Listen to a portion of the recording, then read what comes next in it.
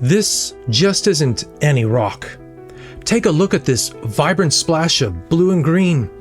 It's a stunning piece of chrysocolla laced with malachite, and it's a direct link to Earth's fiery past. What makes it truly special, though, is that it's a rare treasure from the depths of Arizona's legendary Bagdad Mine. A piece gifted to me, now ready to be reborn. What once was hidden deep underground is about to be transformed by my own hands into a polished gem, and you're going to see every single step. Welcome everyone. Today we're starting a really special lapidary journey. I was recently gifted this absolutely incredible piece of chrysocolla with malachite, and the story behind it makes it even more precious. This beauty was sourced from the historic Bagdad Mine in Yavapai County, Arizona.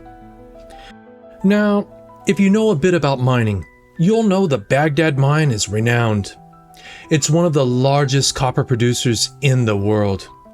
Copper mining has been going on there since way back in 1882. And the town of Bagdad itself, well, it was originally built as a company town for the miners. Because of changes in mining operations and even some pit failures over the years, finding specimens like this has become a real challenge. That makes them highly prized by collectors and lapidaries alike. So, to be able to work on a piece like this, knowing its story and how scarce it is a genuine privilege. We'll be honoring the stone's natural beauty while shaping it into a wearable piece of art. I'll show you each stage, from the first shaping to the final gleaming polish. If you've ever wondered how a rough rock becomes a gem, you're definitely in the right place. So let's get started.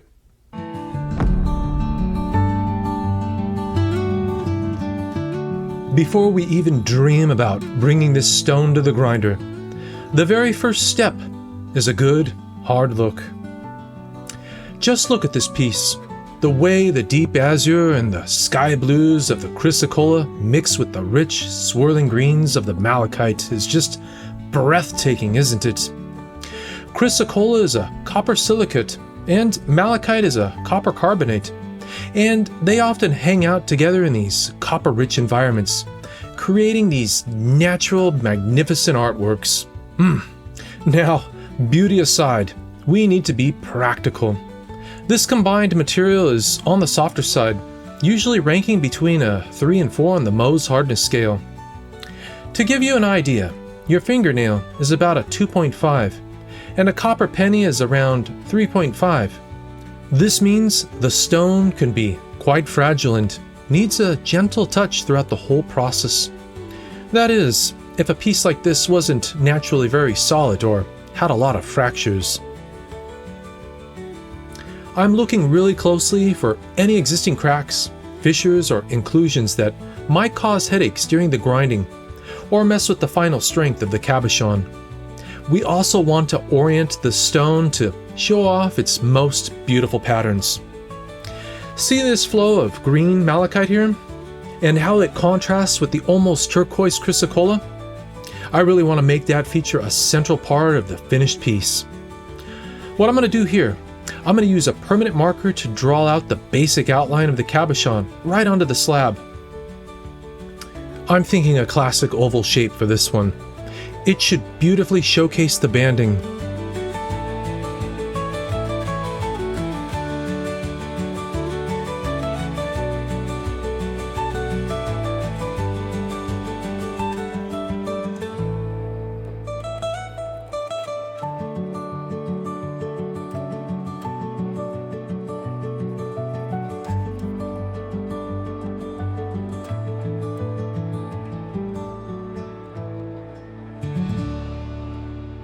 Every decision now really impacts that final polish.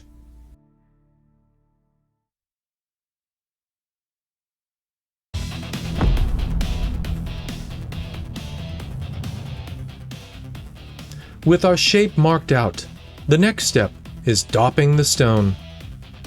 Dopping means attaching it to a dop stick. Usually, this is a wooden dowel or some kind of a metal rod, using lapidary wax or superglue. The Dop stick gives you a solid handle, letting you grip and guide the stone safely against the grinding surface without getting your fingers too close to the spinning disc. For this cut, I'll be using Dop wax. I gently heat the wax, apply it to the tip of the stick, and press the flat back of our chrysocolla slab onto it.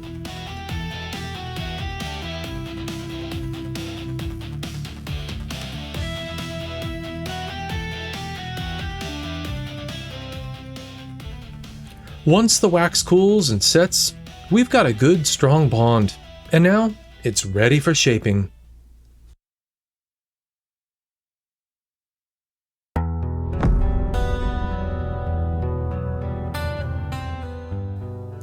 Alright, the moment of truth has finally arrived. We're heading to the flat lap grinder. This is the real workhorse when it comes to making a cabochon. The machine uses a series of flat discs or laps, each coated with different grades of diamond grit.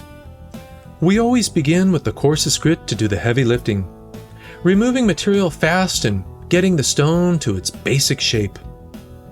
For this stage, I've mounted an 80 grit diamond lap. It's aggressive and perfect for cutting away the excess outside our marked oval. As always, I've got a steady drip of water running. This helps cool the stone, which is especially important for softer material like chrysocolla and malachite. And it also keeps the cutting surface clean by washing away the slurry. And a reminder, since I think I forgot to mention, be sure to use some gloves when handling malachite, and you definitely want to have your safety glasses on. Okay, with the lap spinning and the water flowing, I gently press the stone to the surface.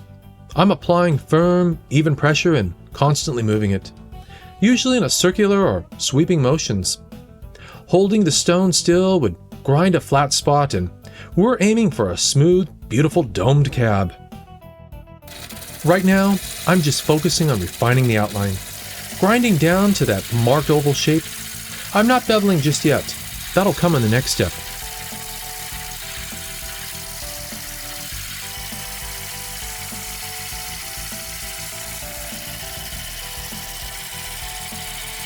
Once I've got my shape grinded down to that beautiful oval, it's time to start beveling those edges.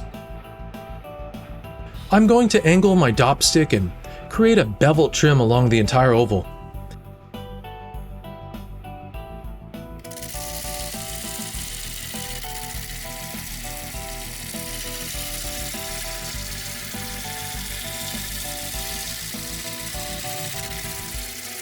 After I do this, I'll then keep the stone moving around, rocking it back and forth and all around. I don't want to let it stand still for any long period. Keep it moving till it gets domed out.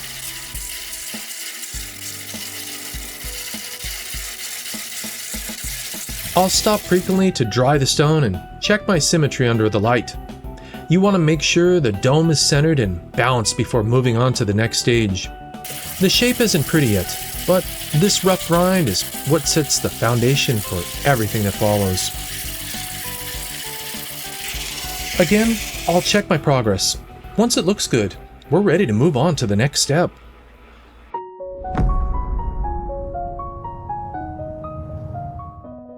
Well, now that we've successfully roughed out the basic shape of our cabochon with that 80 grit lap, it's still pretty coarse, with visible scratches and somewhat rugged outline. But the general form is there. Now, it's time to refine that shape and start smoothing things out. For this next step, I'm switching to a 180 grit diamond disc. This grit is quite a bit finer than the 80 grit, so its action will be less aggressive. The main goal here is to remove the deeper scratches left by the 80 grit wheel, and to further perfect the curve of the dome and the smoothness of the girdle. That's the edge of the cabochon. Before I even start with the new grit, it's absolutely vital to thoroughly clean the stone, my hands, and the machine area. Any stray 80 grit particles carried over to the 180 grit lap will cause deep scratches and will be a real pain to remove later. Cross-contamination of grits is a classic mistake in lapidary. With the 180 grit diamond disc in place and the water flowing again, I reintroduce the stone. The pressure is still moderate, but I'm focusing more on finesse now. I continue to shape the dome, making sure it's symmetrical and has a pleasing curve from all angles. I'm also paying close attention to the girdle, making sure it's even and smooth. I'll roll the stone along its edge on the lap to achieve this. The sound of the grinding is a bit softer now, more of a finer hum. The surface of the stone is already starting to look much smoother. Oh, this is just beautiful. I'm constantly turning the stone, inspecting it, feeling it. Lapidary is a very tactile art. You really learn to feel for imperfections as much as you see them. And this stage is about taking that rough form and sculpting it, bringing out the elegance of the shape we planned.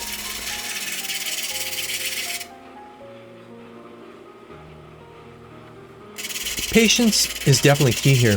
Rushing will only lead to mistakes and are much harder to fix later on.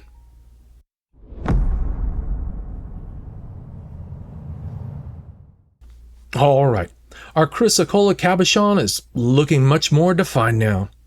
The 180 grit has knocked out the major scratches and the dome is taken on a beautiful shape. Now we move on to the pre-polishing stages. Here, our focus shifts from shaping to getting increasingly smooth surface. I'm now swapping out the 180 grit diamond disc for what's often called a brown disc. These usually fall in the range of 325 to 600 grit. And again, thorough cleaning of the stone, hands, and equipment is an absolute must to prevent any coarser grit from contaminating this finer stage. For this session, the whole point of this disc is to remove all the scratches left by the 180 grit diamond disc, and to bring the surface to a very uniform, almost velvety smoothness. The touch required now is lighter. We're no longer removing large amounts of material. Instead, we're just refining the existing surface. I keep the stone moving consistently, working over the entire dome and the girdle.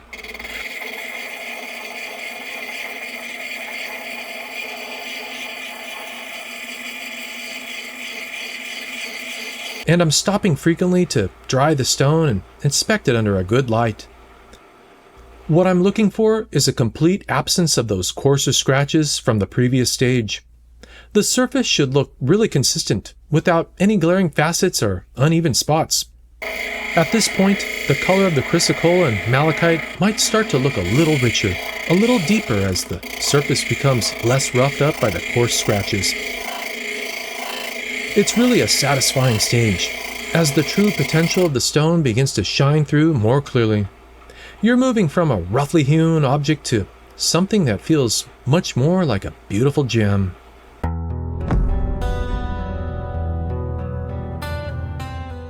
Alright, the cabochon is really starting to feel good in my hand now. After the brown disc, the surface is pretty smooth, but we're not just aiming for smooth. We're aiming for flawless before we can even think about that final polish.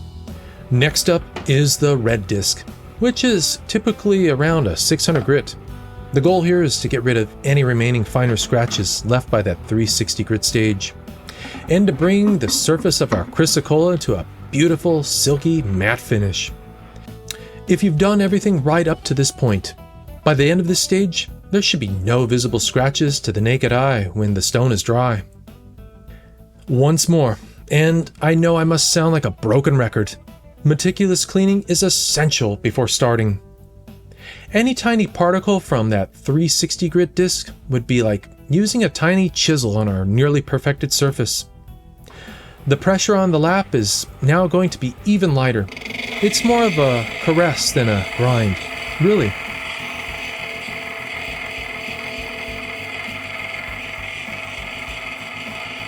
I'm using broad sweeping motions, figure eights, making sure I cover every part of the dome and girdle consistently. The water is still flowing, keeping everything cool and nice and clean. I'm also checking the stone even more frequently now, turning it in the light and looking for that perfectly uniform dull sheen. It shouldn't be shiny yet, but it should look and feel incredibly smooth, almost like satin. This is the true test of the previous stages. Any shortcuts taken earlier will become glaringly obvious now. Oh, and these unique patterns in this Bagdad Mine chrysocolla are becoming incredibly crisp and clear. A real testament to the quality of this rarer material. Oh, this is just absolutely beautiful.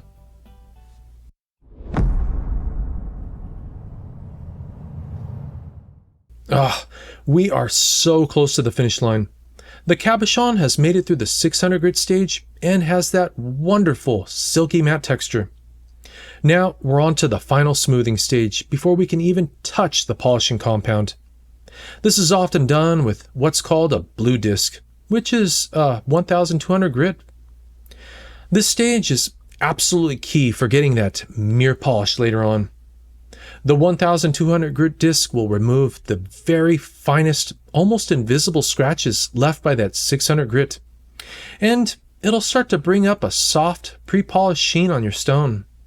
The surface will begin to look just a little bit reflective, especially on harder parts of the stone. And as always, cleanliness is next to godliness in lapidary. I can't stress this enough. A thorough wash of the stone, hands, and equipment is non-negotiable. The pressure on the lap now is very light indeed. We are barely skimming the surface, just letting it float on by like a happy little cloud. Too much pressure here, especially with a softer stone like chrysocolla-malachite, could actually cause undercutting. That's where softer parts of the stone wear away much more quicker than harder parts, leading to an uneven surface. So, a light, consistent touch is what we need. I'm just gliding the stone over the lap, making sure to get full coverage after this stage.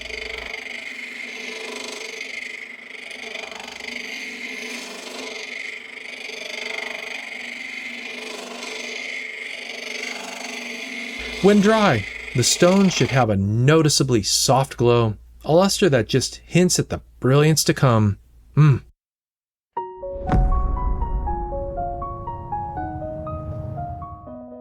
This is the moment we've all been working towards. All that careful grinding, shaping, and smoothing have prepared our rare Bagdad Mine Chrysocolla Cabochon for its final transformation, the polish. This is where the magic truly happens, where the stone's inner light and color are fully awakened. For the final polish, I'm switching from diamond laps to a softer pad. I'll be using a felt polishing pad mounted on the flat lap machine.